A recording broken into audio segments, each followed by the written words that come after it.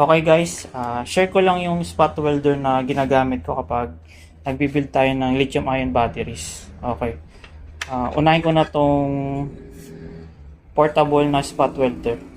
Actually, ito yung favorite kong spot welder kasi nga portable siya. Ilagay mo lang siya dyan, tapos mag-weld ka. Bali, malinis siya.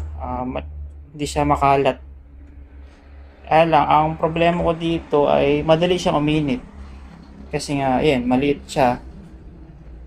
Tapos, kailangan lagi siya naka-charge. Tapos, sunod naman ito, maganda tong spot welder na to. Maganda yung weld niya. Malinis. Kaya na rin ito yung copper sheet, copper welds.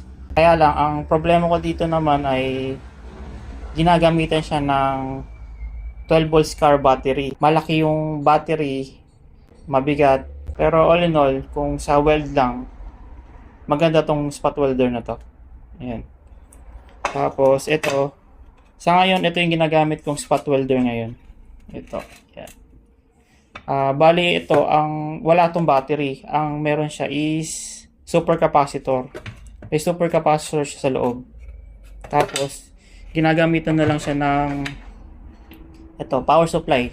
Sasaksak mo siya sa 220. Tapos, para continuous mo siya magamit ng pag-spot.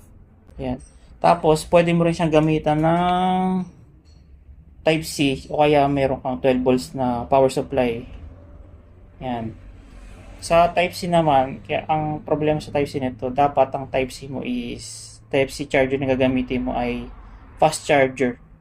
Kasi kapag yung normal na 5 watts, 10 watts na charger is nadidrain yung capacitor, hindi niya kaya supplyan yung capacitor.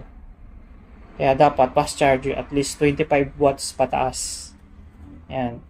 Ito, bubukas to kasi may charge pa yung yan. So, yun lang guys. Salamat.